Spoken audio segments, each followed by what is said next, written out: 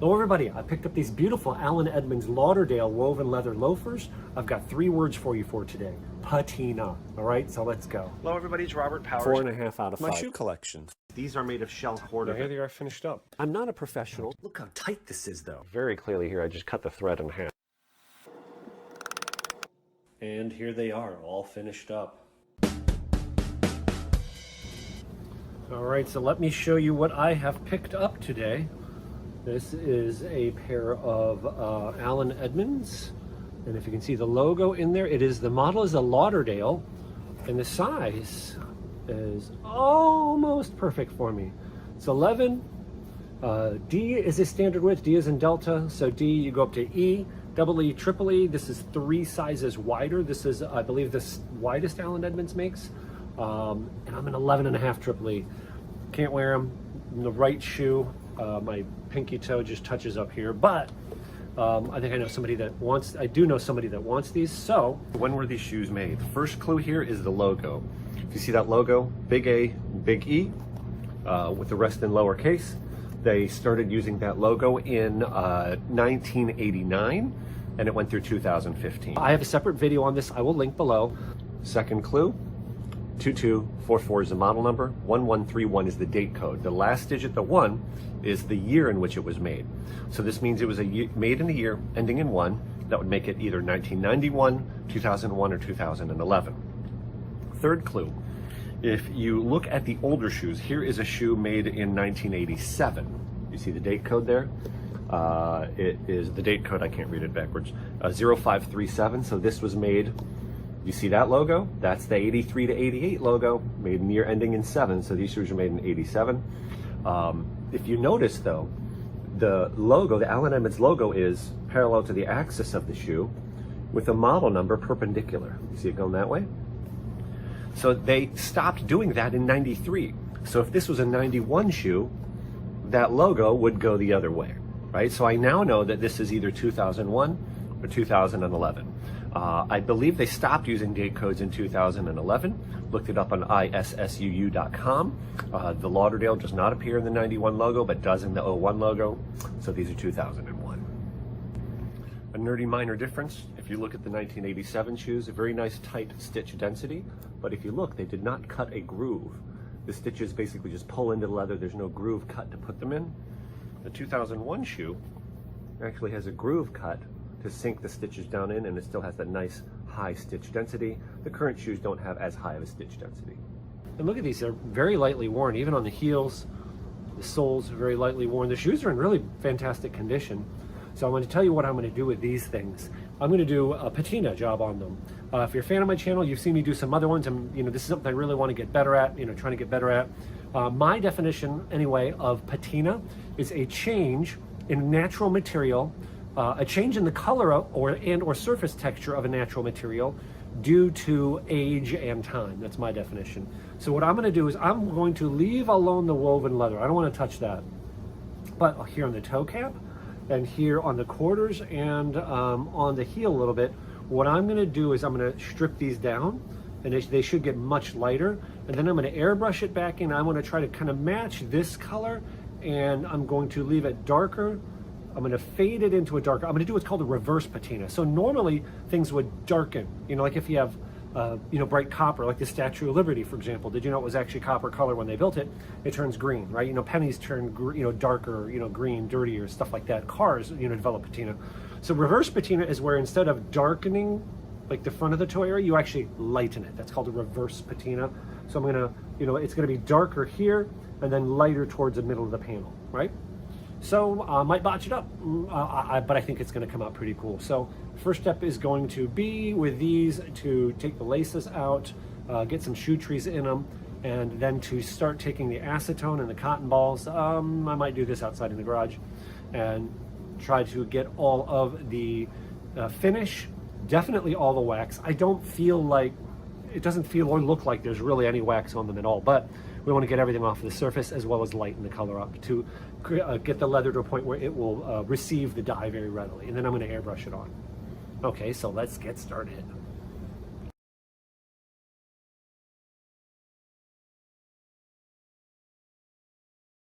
Okay, I am out here in the garage If these gloves don't hold up, I've got these, but these are cleaner. So I've got the shoes, cotton balls. I hope that's enough. There's only a few left. I think I have about, I don't know, 8 left. And then acetone. I don't think it matters what kind you get. You can get this at Walmart or anywhere. Acetone is very harsh. This is not a treatment. This is something you do like once in the shoe's lifetime to strip them, okay? It does take some time and diligence. Use it in a well-ventilated area, okay? So there's no trick to this. Some leathers will perform better in the sense that are easier to strip. Some are more difficult. Acetone evaporates very, very rapidly. Just be wary of that, okay? So I'm just going to take it here and like that. I'm going to start with the toe cap.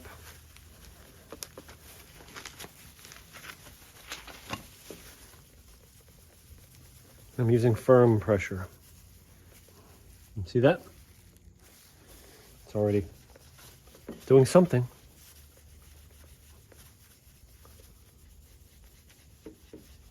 And as I said, I am trying to avoid doing anything to the woven leather.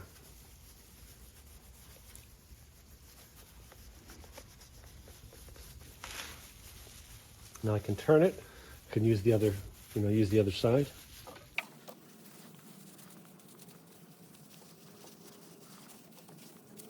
In fact, I'm going to open up this window right next to me here. I'm trying to get down here in the welt, or between the welt, where the upper goes down into the welt, I guess is what I'm really saying.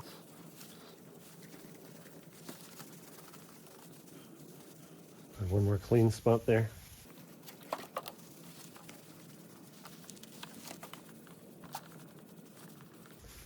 Now that I think you get the idea, I'm going to put it on, time lapse.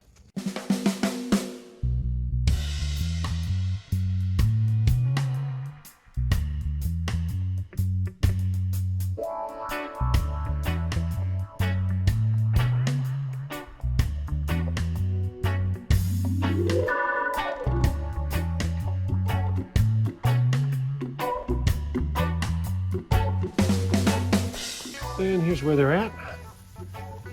I think that's pretty good. I could keep going a little bit.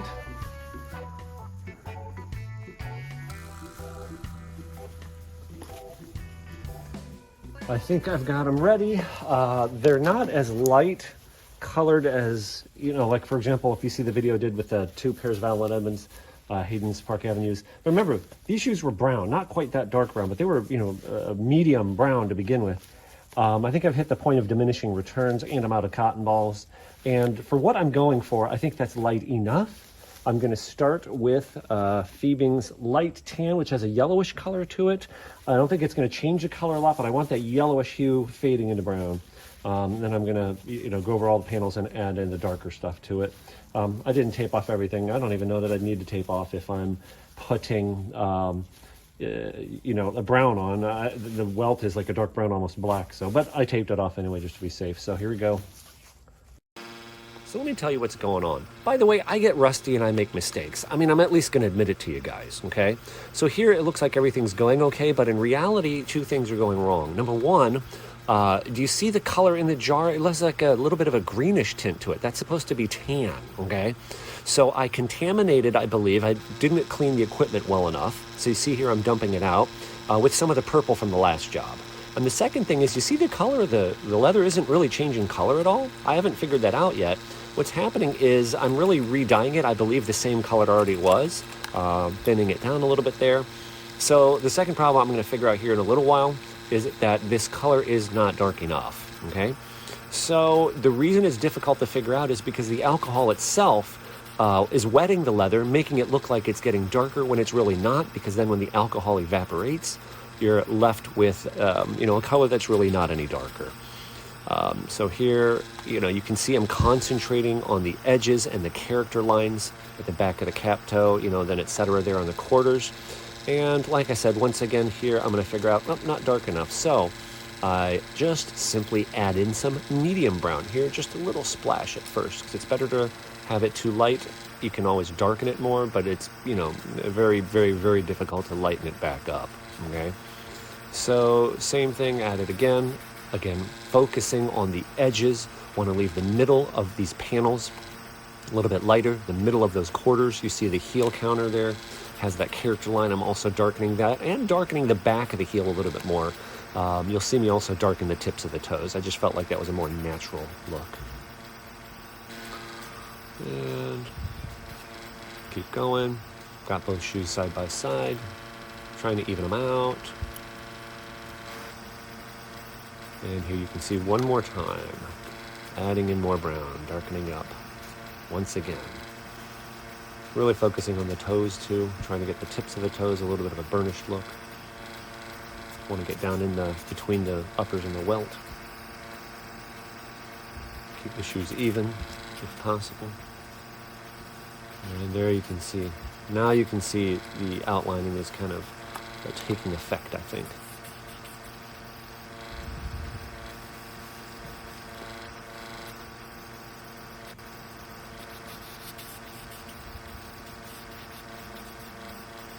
And in a moment here, after I get a little bit more on this shoe, you'll see me one more time actually darken up the mix. This time I'm adding in black. This should make it fairly dark. Splash of black added in. Now you see what's going on. Now you can really see the difference. This is always a tricky step, because at first, like on those cap toes right now, it may look like it's too much, but some of that alcohol should evaporate out, number one. Number two, when I moisturize the shoes, usually I found that lifts some of the dye off as well. So, this is why it's an art. It's, there's definitely a lot to it. So, my best advice is practice 2, 3, 4 times on shoes that you don't care if you ruin, such as something you picked up for $4 at the thrift store. And here we are just about finished.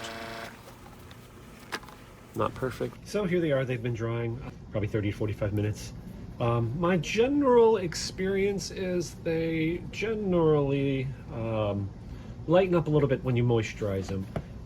So I saw somebody, one of my users actually commented something. I will credit him on the screen if I can find that comment. So for example, for conditioning, that's the next step, okay?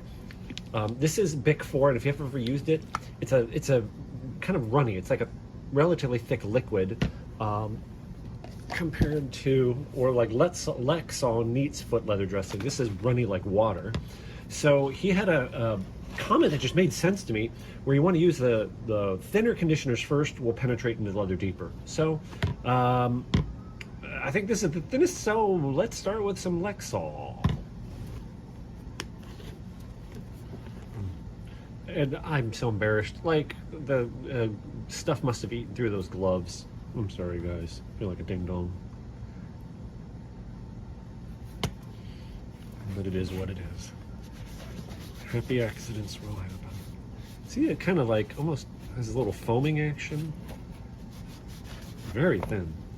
See, look at that. It's taking a little color off. It's totally normal. I'm kind of saturate this rag a little more. Trying to get down into the welt. I should say even between the welt. Really getting the uppers where the uppers meet the welt is really what I'm trying to say.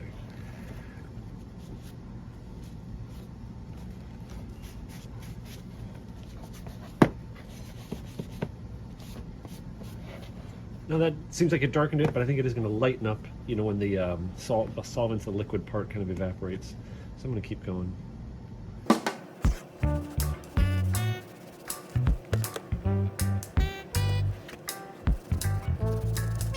Point of this, by the way, is the acetone is really bad for the leather. You're really drying it out. You're removing everything off the surface, and then and even into the leather a little bit. It dries out the leather. You need to replenish, what has evaporated or worked its way out of the leather over many years, last whatever 30 years or so these shoes are, and then you got to put additional fats back in. So in case you're wondering, Neatsfoot Leather Dressing. It's pretty gross in a way, I guess. I don't know. Part of me says it's gross, and part of me says it's wonderful.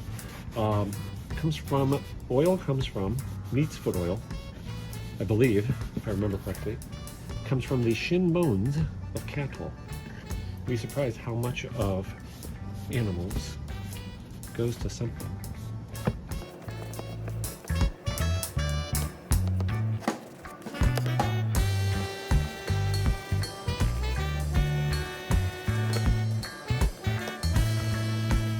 You know what? I'm so focused on what I'm doing, I'm not thinking about the big picture. The rest of the shoe is old, even though I didn't really touch the woven leather. Shouldn't it get some love too?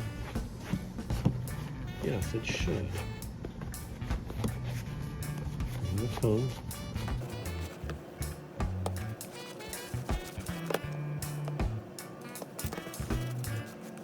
See a mistake there? I touched it with a glove or some crap. It happens.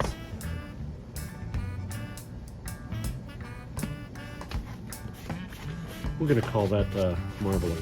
We're not going to call that a stain or a mistake. How about that? It's now officially marbling.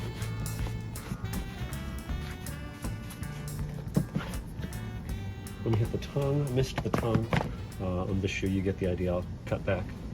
For maintaining shoes, I really like this stuff. Pure polish, cleaner conditioner, but in this case, I'm actually going to go to the Saphir, which is highly regarded in the industry as well.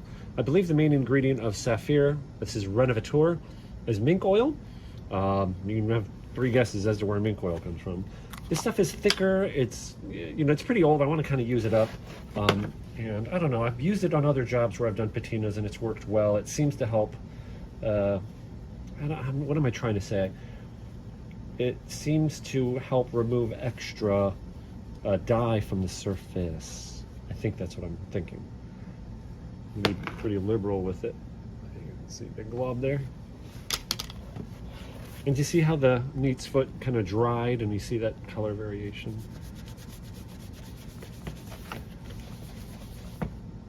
Yeah, see? I'm going to try and wrap it around my finger.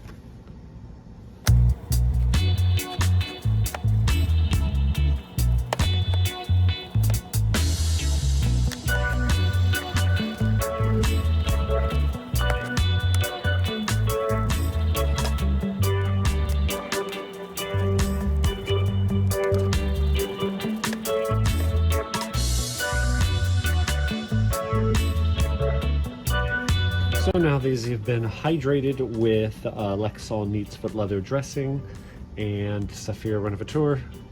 I'm going to let them dry out. I'm probably going to let them sit for, I don't know, probably at least 30 minutes, if not an hour, and then we'll get to the polishing. Now let's move on to the polishing stage. I've got now pure polish. I'm just going to use neutral cream polish. I was debating, I have neutral, I've got walnut, I've got waterproof walnut. I think I'm just going to use, in this case, yeah, I think I'm just going to use the neutral. I don't think I need to add, supplement the color or anything like that. And that's this, you know, stain. I think I'm going to start my bare finger. Yeah, you know what? I'm going to use a cloth, just so that if there is any more dye coming out, I don't need to add even more dye to my finger, you know what I'm saying?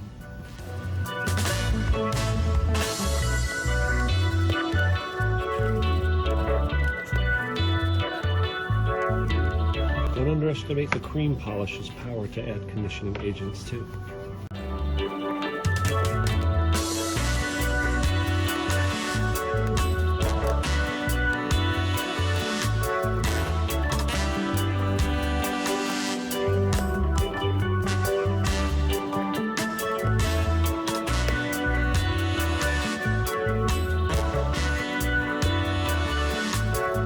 By the way, from the last round, this area of the cloth was clean. That's what I pulled off. Pretty interesting, huh? You know what? That's set up. About 10 minutes and I'll brush it off. We've been sitting probably for about 20 minutes now.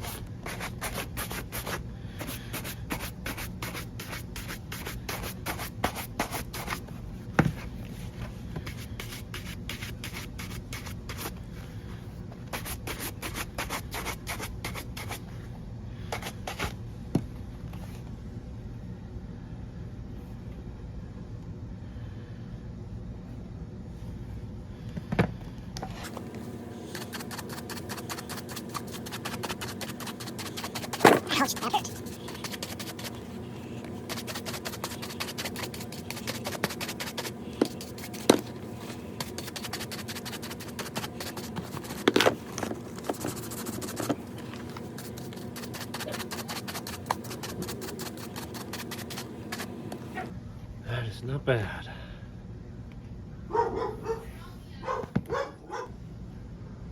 Mirror shine time, high shine wax.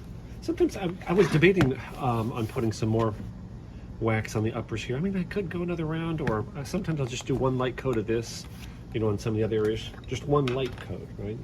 It's getting down there. I'm gonna have to order some more here from Mr. Vaughn here pretty soon. But all right,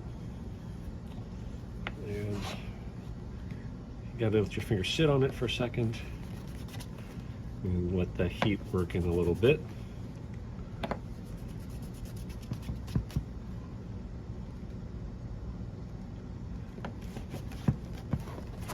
By the way, watch the pores. Can you see that surface texture?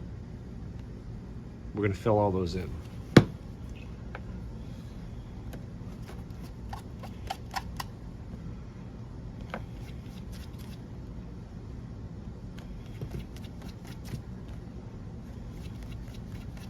I guess the general technique I use is I'll kind of go in one direction. And this isn't that scientific. Like, I'm going to go across the toe cap because, you know, I want to get the entire edge, but see, like front to back.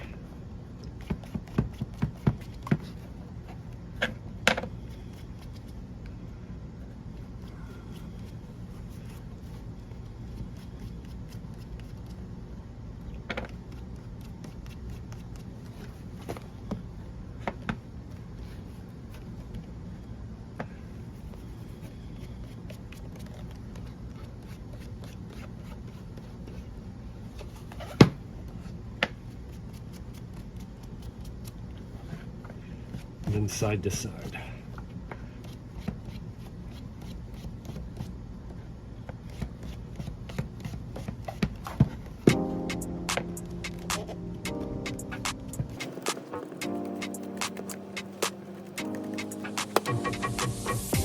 Front to back.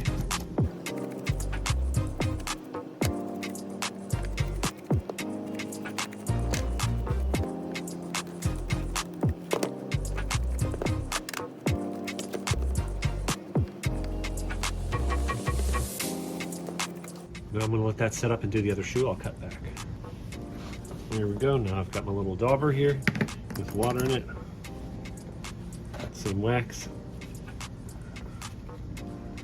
And a nice tightly woven cotton cloth. You can use a t-shirt, but I found that this is one I got from Andy at Pure Polish. It does help. It does make it a little faster, get a little smoother result with more ease. If you're using an old t-shirt, I think an old, very well worn t-shirt is better than like a fresh new one, I think.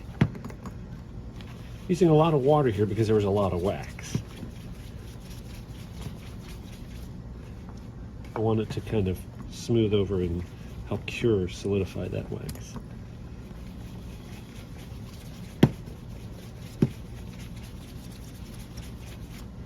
And you see, we're starting to fill those pores in. You see that? Can you tell?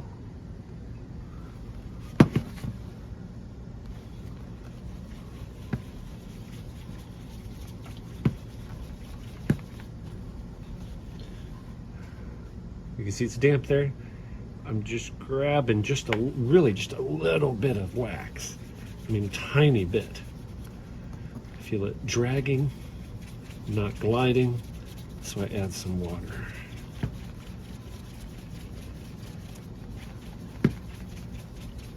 It's starting to look good. Grab just a little more.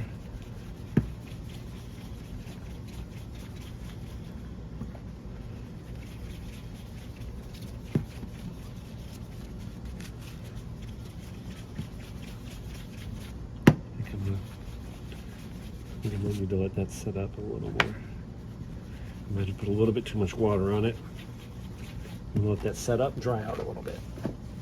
And then go back to the second shoe. Couple drops.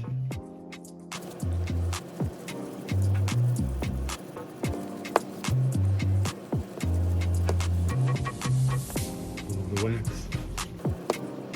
A little bit of wax.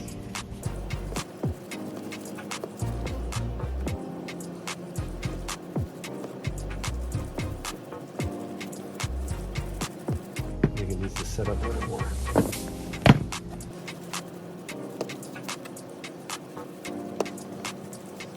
I think both of them need to set up a little more. I'm gonna give them a few minutes and I'll cut back. Give it a couple more minutes. Let's try this again here. It's the tiniest bit of wax. I can feel it really dragging. Here we go. Do you see that? How it's smoothing over? You see it's getting shinier. It's still streaky. That's okay because these are the preliminary stages, but I can feel it gliding and I can see the gloss. Do you see I can see the reflection of the lamp over there? I can see that this layer is now hardening. You just had to give it like 5 minutes, you know, to dry out a little bit. We're getting there. Look at that.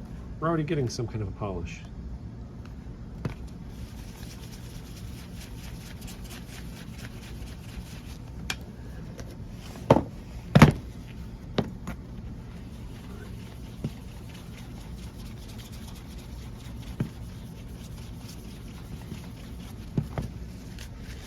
Now, I'm going to try and show you something right in this area here.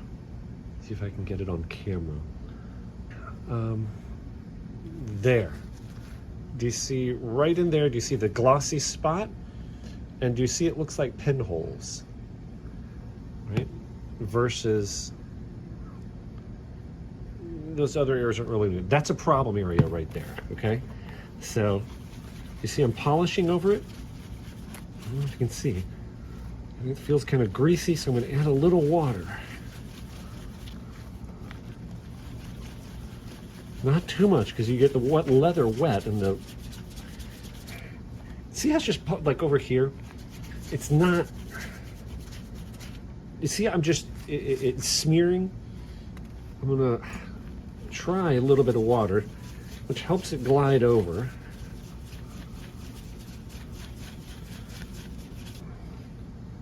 See, that's a little better. I'm trying to articulate, I guess, the feel of what I'm doing. I'm going to let this shoe set up a little bit more because I think it's just the wax is not solidified enough yet.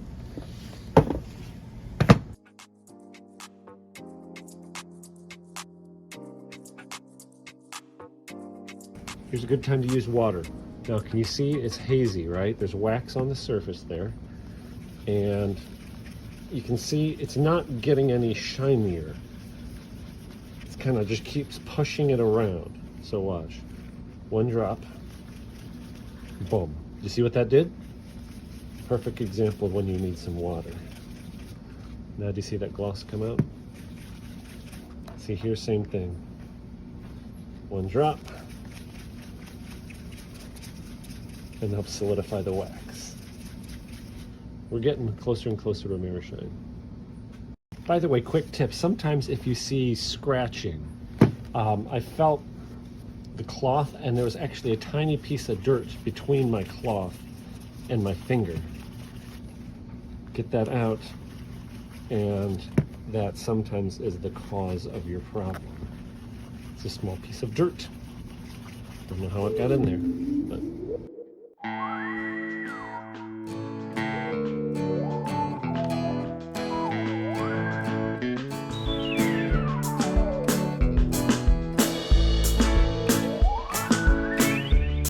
sat for about 25 minutes because I went and picked up my kid from dance, or from cheer, cheer. Applying another coat.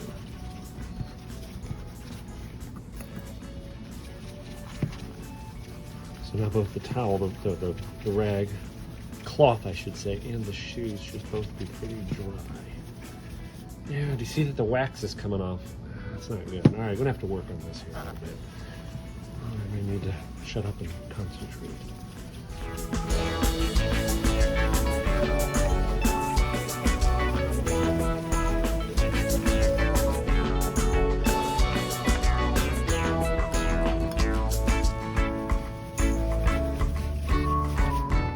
Let it sit.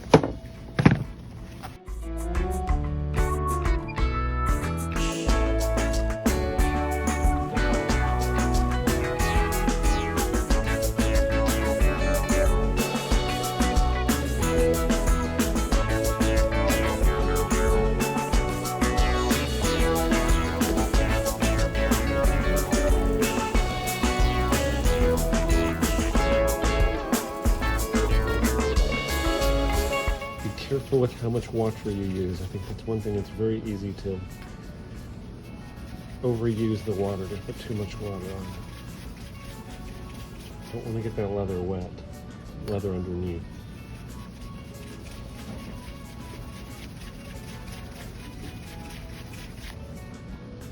You're just trying to use the water to solidify the wax on the top.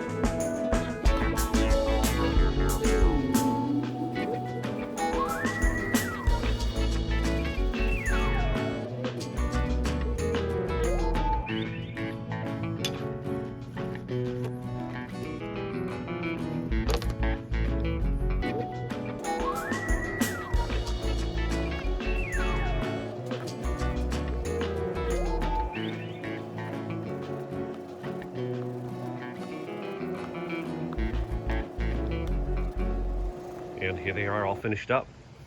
I wanted to talk to you guys a little bit about not just how the shoes look from a technical perspective, good points, bad points, but how I feel about them. I learned this from Marie Kondo, a professional organizer. This was in regards to helping people give up things that they no longer need. She would ask them, how does it make you feel? Point out a couple things. I've been staring at these things for, hours now. You can see this little darker band there, where the dye from here darkened the weave, which was not my intention. There's actually a spot there, I think it dripped. That's a flaw. The heel. Remember I told you about the marbling? I think something came off my finger from the old purple from the other shoes that we did. That's a flaw. The difference between the light areas and the dark areas isn't as dynamic as I had planned it, but you know what? I'm in love with these shoes. I wish they were half size bigger. Here's another flaw. A drip right there. But how do these shoes make me feel? Here's my best analogy that I could come up with. You ever eat a big meal, like at Thanksgiving, where you just plain overate and you eat till it hurts, you feel bad? Now, did you also ever have let's say a great steak dinner out with friends, awesome steak dinner, whatever you prefer, potatoes, vegetables, salad, and then there's a dessert, and you don't overeat, because you're going to be walking or going to a movie or something afterwards, and you stop yourself just shy of gluttony.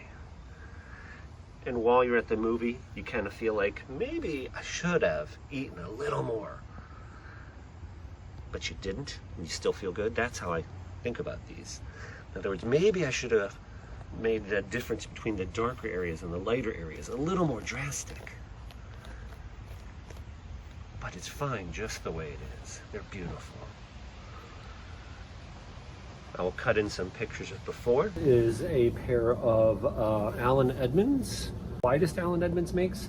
And I'm gonna and it's not extremely dynamic, but the more I stare at these things, the more I fall in love with that depth, the richness. Looking at these shoes makes me think of a, you know, $5, you know, dark chocolate bar. It makes me think of like a beautiful mahogany wood chair or table.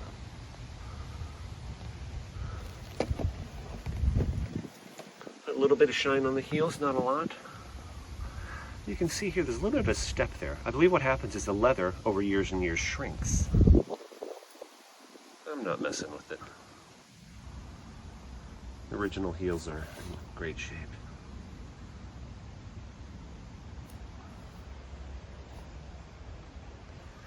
What do you guys think? Am I full of it? Do you like them?